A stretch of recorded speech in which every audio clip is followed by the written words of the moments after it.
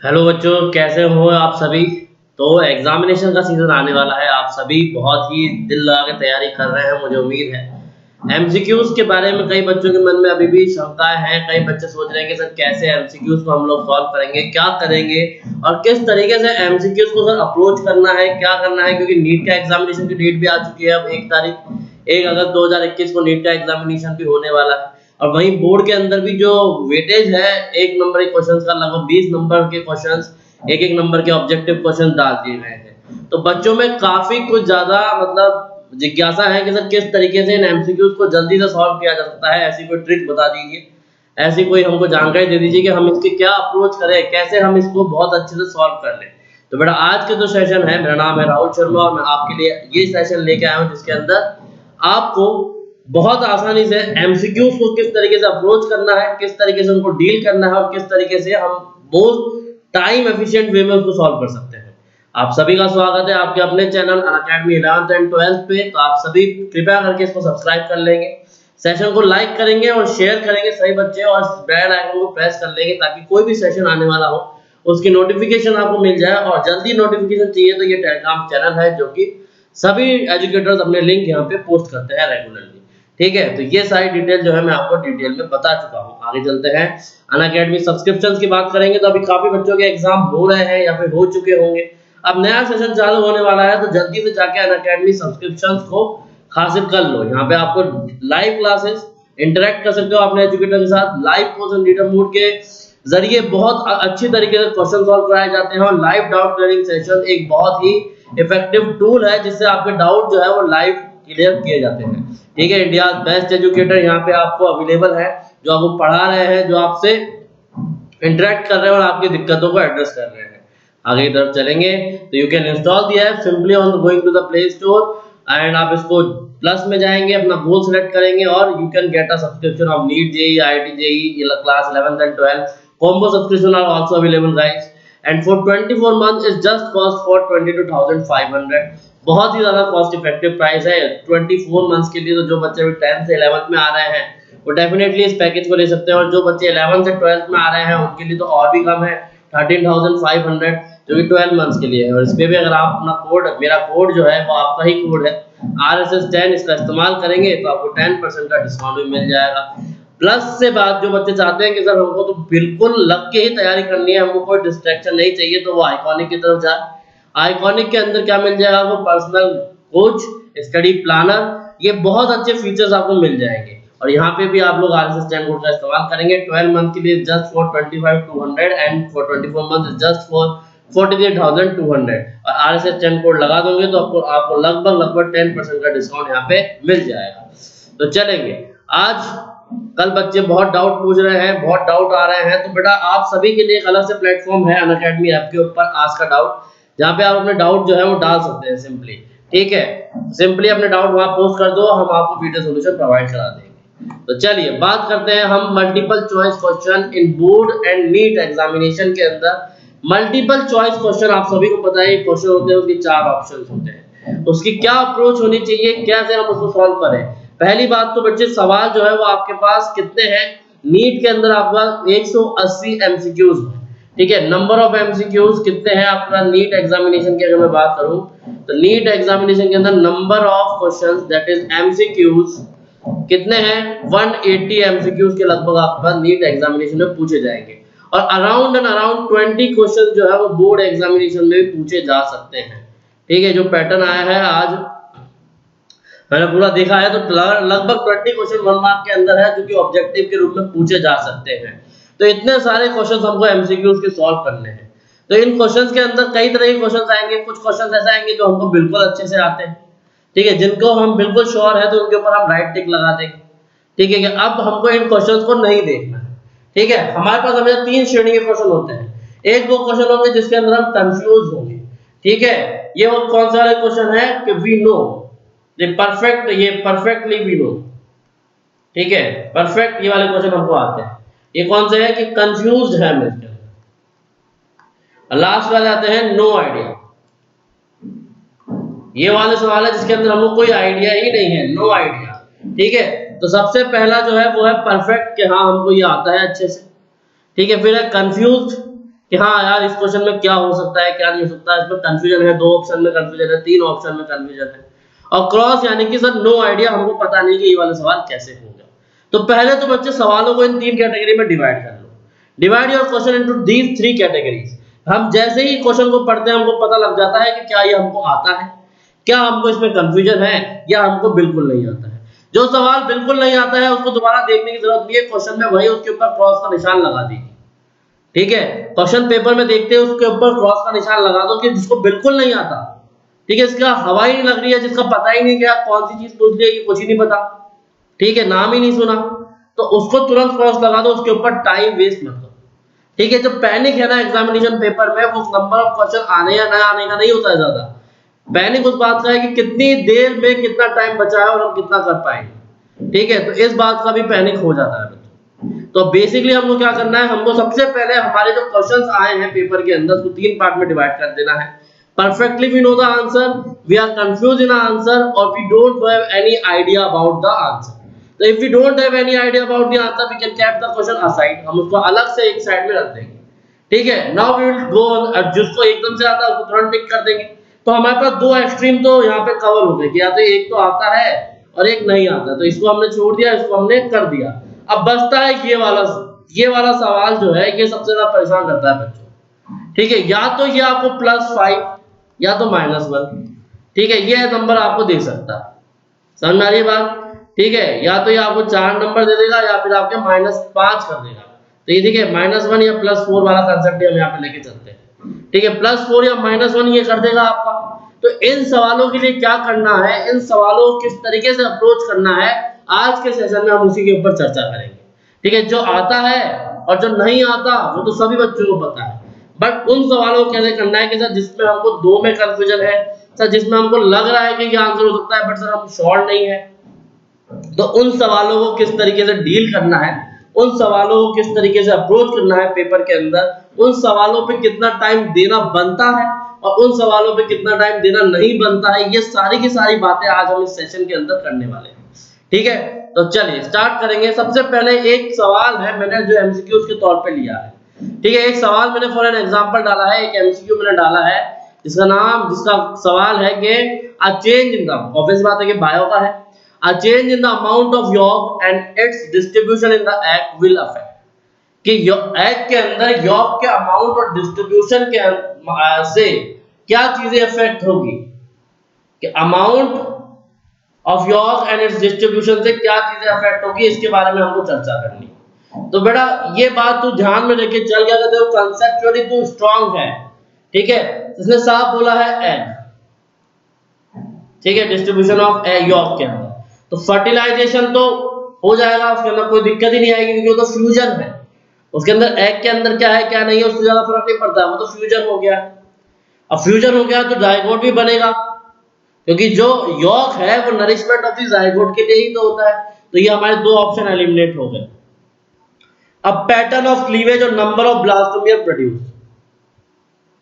अब सेल का डिविडेशन यॉर्क के ऊपर तो डिपेंड करता नहीं है, तो एक ही चीज बची है हमारे पास, वो कौन सी बची है कि पैटर्न ऑफ क्लीवेज।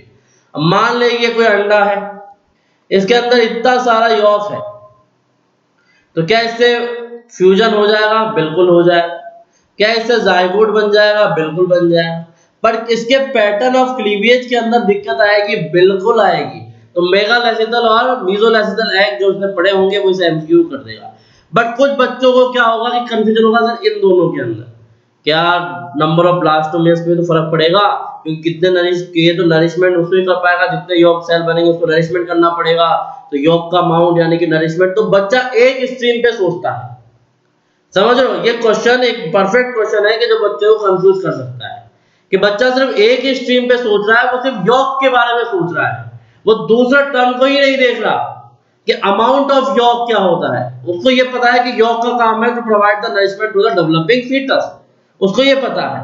बट अब देखो ये पता है कि it is the function of yolk is to provide the nourishment to the developing foetus. ये देखो एक रास्ता पता है, एक फंक्शन पता है, तो उसके अल्टरनेटिव पर्सपेक्टिव सोच। उसके अल्टरनेटिव पर्सपेक्टिव क्या होंगे कि if a yolk is present then there should be the formation of the foetus, तो फीटस तो बनेगा।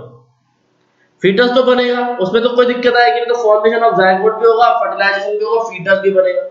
अब दिक्कत कहाँ आएगी कि जब ये जायगोट जो बना है, जो एग जो बना है, उसके अंदर क्लीवेज होगा, उसके अंदर डिवाइडेशन होगा।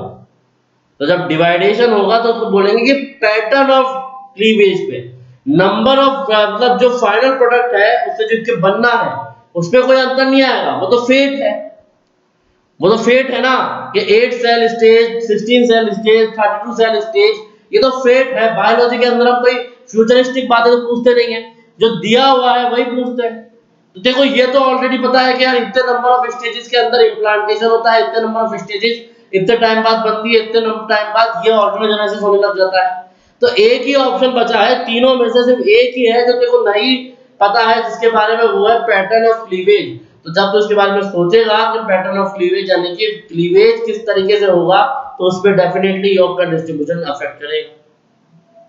तो इस तरीके की अप्रोच होनी चाहिए एक एमसीक्यू को करने के लिए। क्या अप्रोच होनी चाहिए कि हम सिर्फ एक ही दिशा में ना सोचे। ठीक है, मान लो तेरे को पूछ लिया गया कि which of the following is incorrect, which of the following is incorrect करके जो एमसीक्यू आता है उसमें कई बच्चों को दिक्कत होती है।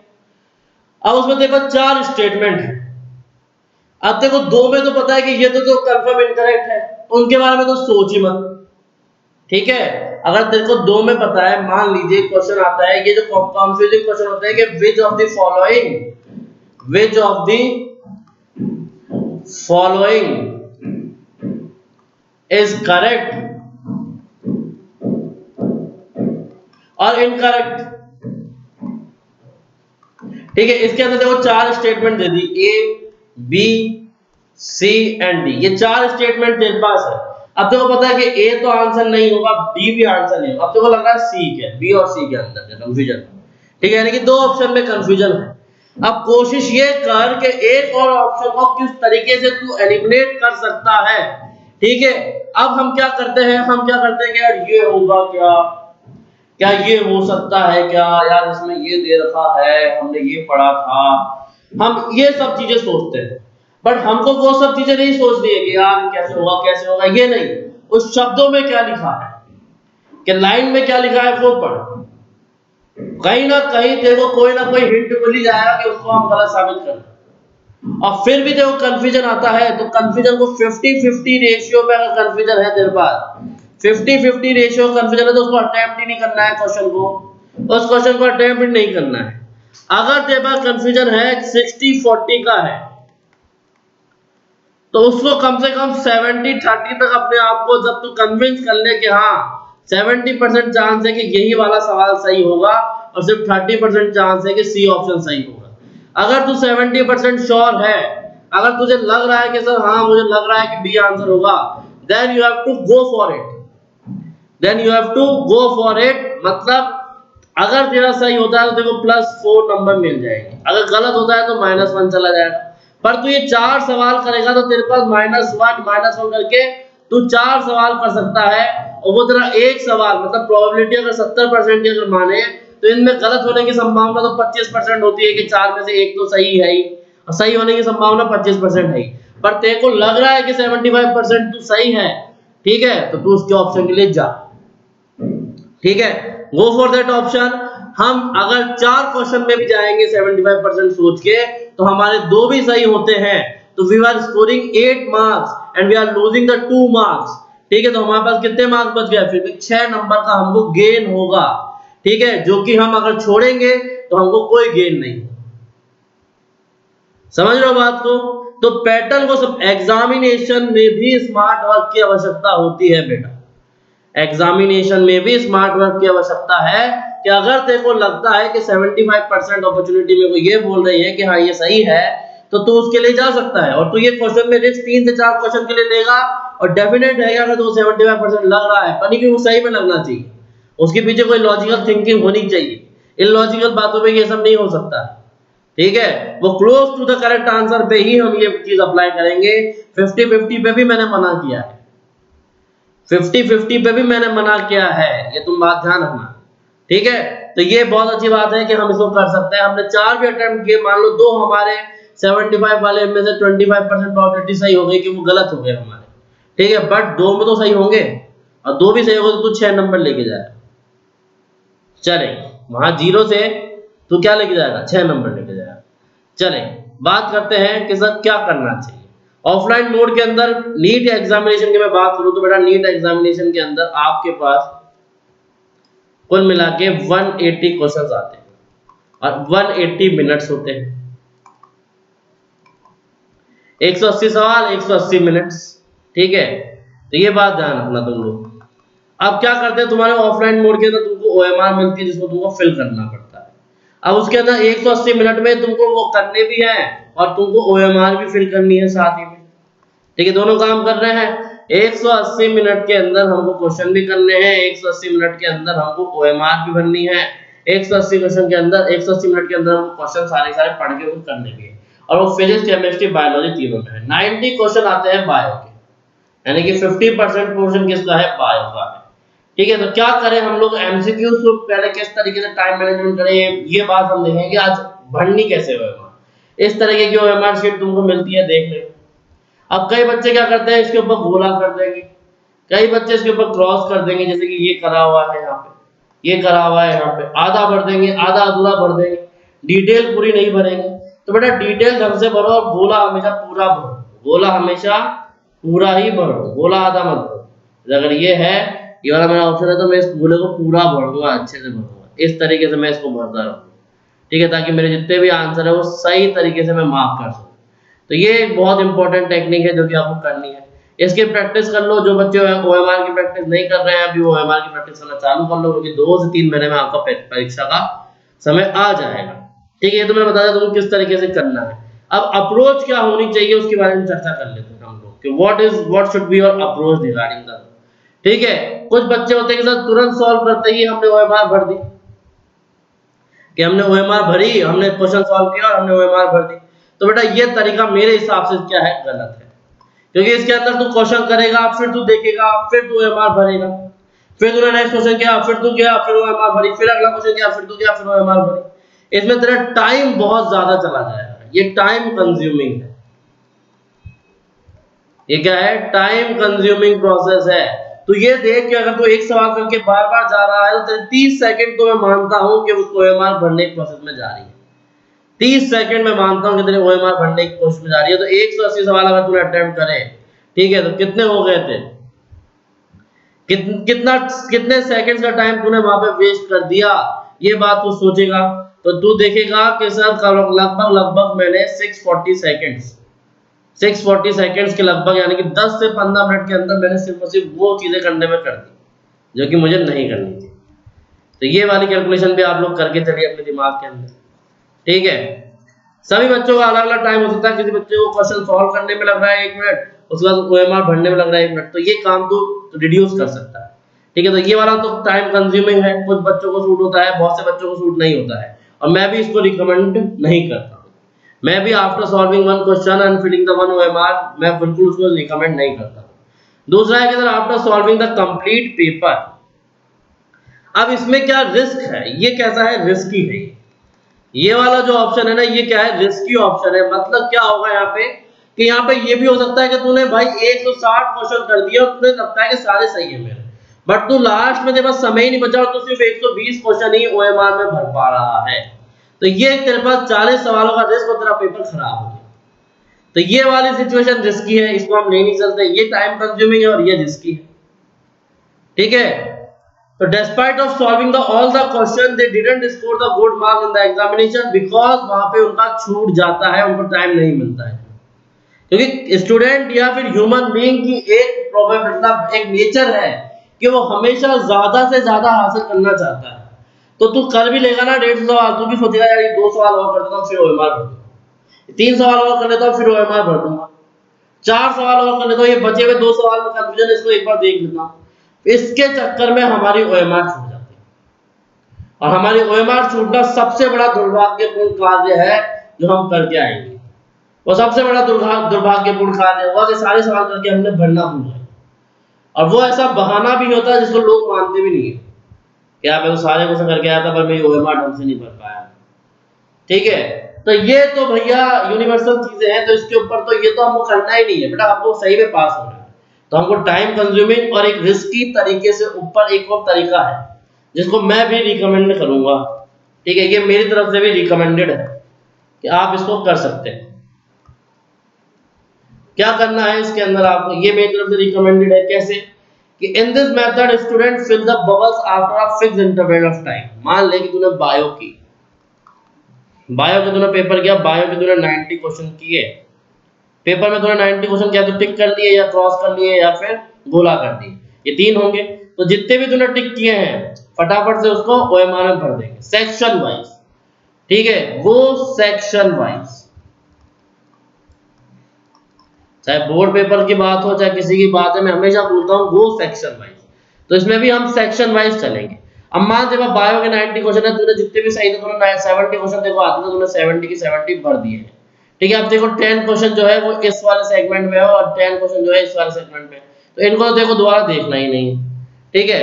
ठीक है, मान लेते हैं, चल बायो की बात करते हैं, तो हम डिटेल में बात कर लेते हैं, यहाँ पे तीनों की बात कर लेते हैं हम लोग, बायो, केमिस्ट्री, फिजिक्स, तीनों की बात कर लेते हैं। बायो में मान लेते हैं सबसे फर्स्ट अटेम्प्ट की बायो, मैं तो ये रिकमेंड करता हूँ कि सबसे पहले बायो अटेम्प्ट करें। फर्स्ट आपने अटेम्प्ट की बायो और आपने 70 से 80 क्वेश्चन इसके कर दिए, ठीक है। You have ticked in your question कि I have done it, you have confusion in the 8 question, assume it कि you have confusion in the 8 question and you don't know the rest of the work, यानी कि देखो नहीं आते हैं 6-7 question देखो नहीं भी आते, तो इनको तो हमने क्या कर दिया साइड, ये तो नो नीड टू फिल, इसको तो फिल ही नहीं करना। सबसे पहले इसको उठाएंगे और सब्जेक्ट वाइज सेक्शन वाइज इसको फिल कर देंगे, ठीक है। सेक्शन वाइज हम इसके 70 की 70 टू 80 क्वेश्चन की ओएमआर फिल कर देंगे।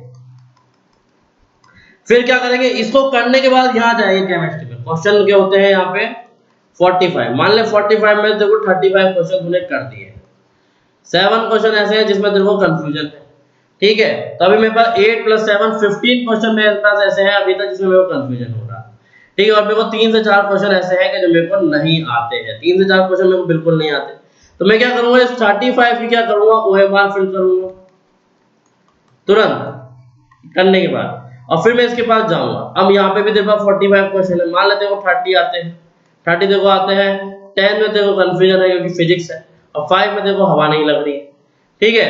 तो अब फिजिक्स वाले कंफ्यूजन वाले क्वेश्चन पे इतना ध्यान मत देना, ठीक है। सबसे पहले ये 30 बिल्कुल सही है, इसकी ओएमआर फिल करेंगे, इसकी हमने ओएमआर फिल करी, ये 30 जो है इसकी हमने ओएमआर फिल करी सबसे पहले, ठीक है, इसकी ओएमआर फिल कर दिया।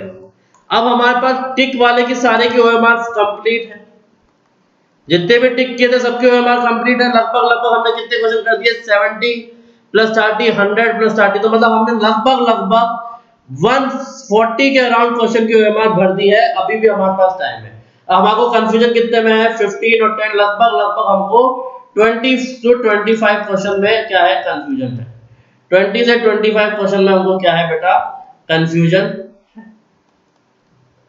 क्या है कंफ्यूजन है हमको 20 से 25 क्वेश्चन में। तो अब हम इसको लेंगे और यहाँ पे क्या करेंगे, यहाँ पे क्या करेंगे, कैसे करेंगे इस सवाल को, at this fill the OMR at the same time, fill OMR at same time, कि उसी जगह उसी समय जो कंफ्यूजन वाले क्वेश्चन है, मान ले 25 वाला क्वेश्चन था कंफ्यूजन में, तूने करा देखो आ गया, तो उसी समय ओएमआर भर दी तूने 25 की। अब तेरा अगला क्वेश्चन कहां पर है, वो 36 नंबर का है, तो तू जल्दी 36 पे जाएगा और फिर उसकी ओएमआर भर दे, समझ रहा है बात को। तो इस तरीके से तू कर सकता है काम, ठीक है, ये इस तरीके से काम हो सकता है, ये सबसे बेस्ट तरीका है कि तू किस तरीके से ओएमआर भरे। ये मैं नीट के बच्चों के लिए खास तौर पे बता रहा हूँ, ये सबसे बेस्ट तरीका है कि किस तरीके से आप ओएमआर भर सकते हो बेटा, ठीक है, समझ गए।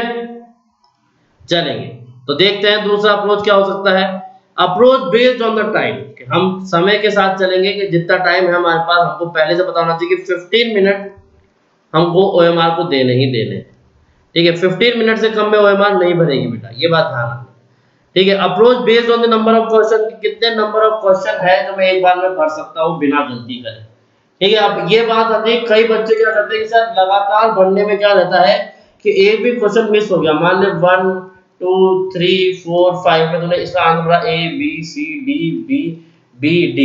तो बच्चे क्या करते हैं, A भर दिया, B भर दिया, C भर दिया। यहाँ पे B पे क्या करेंगे, A भर B भर के C भर देंगे।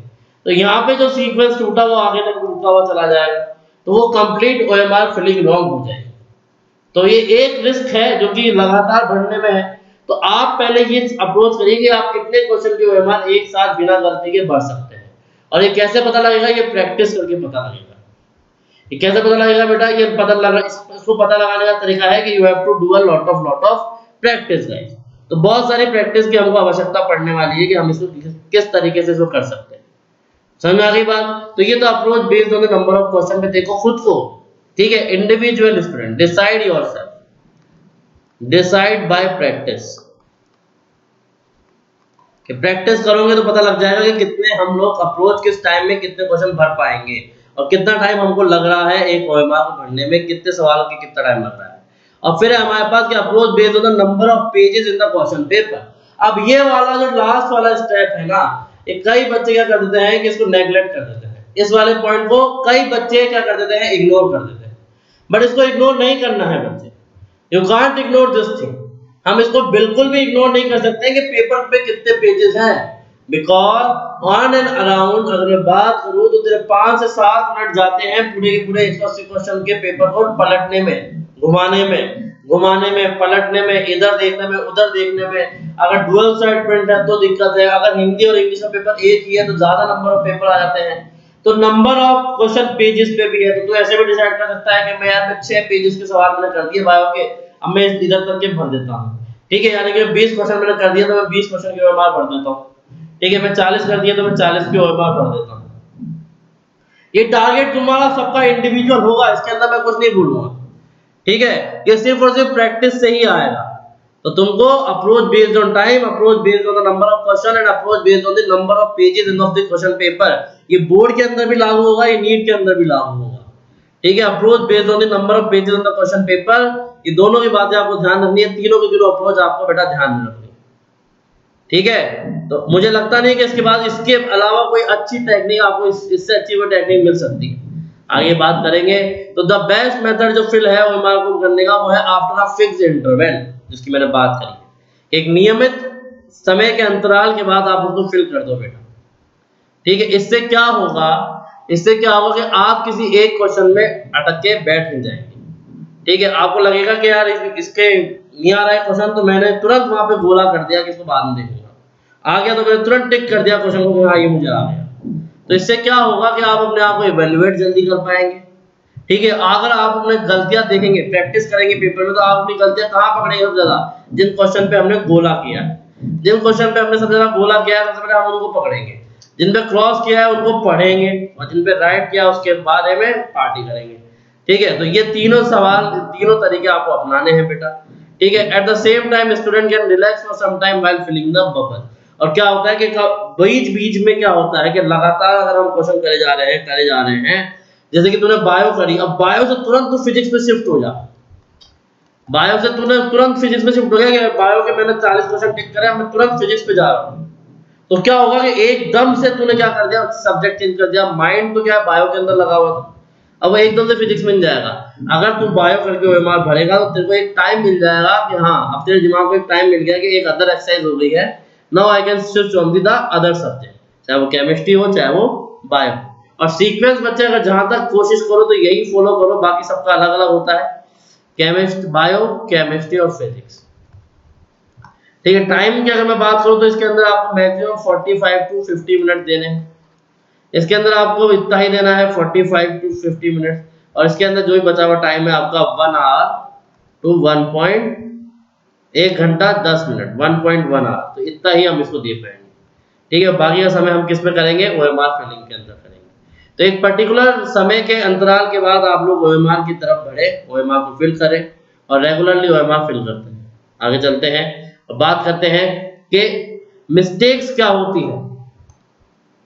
बात करता हूं मैं general mistakes in filling the OMR, general mistakes while doing MCQs। चलो, general mistake while doing the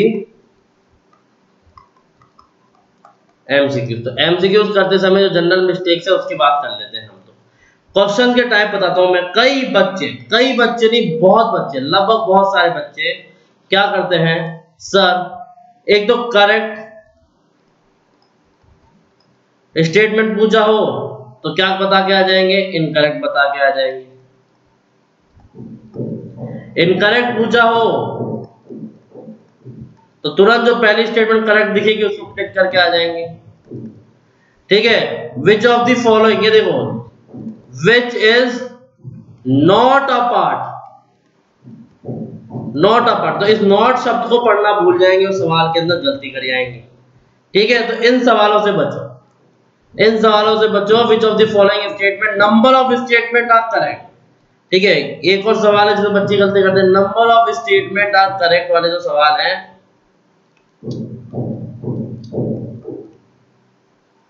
इसमें बच्चे गलती कर देते हैं। ठीक है, तो ये भी एक प्रोबेबल सवाल है जहां बच्चों से गलती होती है।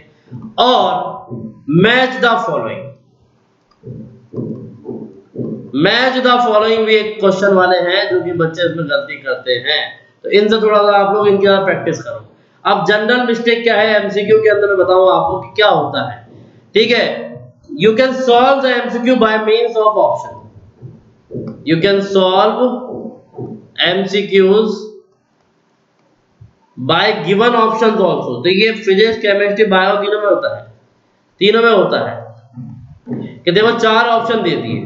ठीक है, अब देखो बोला कि which of the following is not the animal kingdom.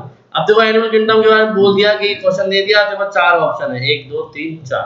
ठीक है, अब तुम्हें देखो ये नहीं पता कि यहाँ क्या लिखा हुआ है, देखो इस टर्म का मतलब नहीं पता, देखो नहीं पता कि मोलस्का में कौन होता है, देखो नहीं पता कि मोलस्का में क्या होता है, पर देखो ऑप्शन में दे दी एल्गी, फंगाई, ठीक है, और देखो दे दिया इंसेक्ट। तो देखो इतना तो पता है ना कि ये तीनों ऑप्शन तो नहीं है, तो सिर्फ और सिर्फ ये वाला ऑप्शन है। तो ऑप्शन से भी कर सकता है। फिजिक्स केमिस्ट्री में तो बहुत आसानी से ज्यादा अच्छे तुम लोग ऑप्शंस के माध्यम से सवाल कर सकते हो। तो you can also use the option to solve the question, use the option to solve the question also. ठीक है, if you not getting it, use options, analyse options, analysis of the options are mandatory. तो ये बात भी आप लोग ध्यान रखें कि use of option and analysis of the option can be benefited. तो ये मेजर तरीके हैं जिस तरीके से आप लोग एमसीक्यूज को सॉल्व कर सकते हैं। एक बहुत बेहतरीन तरीका है ये कि एमसीक्यूज को अप्रोच करने का, कि एमसीक्यूज को किस तरीके से हम लोग सॉल्व कर सकते हैं, कैसे एमसीक्यूज को पढ़ सकते हैं। बोर्ड वाले बच्चे ये बात ध्यान रखेंगे कि बोर्ड वाले बच्चों के लिए भी सेम अप्रोच चलेगी कि वो भी क्या करेंगे कि पहले सारे एमसीक्यूज कर लेंगे, टिक, गोला और क्रॉस, ये हर पेपर में चलेगा, चाहे वो बोर्ड हो चाहे वो नहीं। ठीक है बच्चों, आई होप ये सेशन से आपको बहुत मदद मिलेगी एमसीक्यूज करने में, आपको बहुत मदद मिलेगी कि आप किस तरीके से पेपर को अटेम्प्ट करें, आपको बहुत मदद मिलेगी कि अब आपका जो नजरिया है एमसीक्यूज को लेके वो थोड़ा सा बदलेगा। और now you will be more attentive, you know the tricks, now you know the method to solve the MCQs. Okay, तो आप सभी लोग अनअकैडमी के ऊपर मौजूद फ्री कंटेंट को अनलॉक कर सकते हैं। मेरा कोड का इस्तेमाल करेंगे RSS10, you can unlock the free content.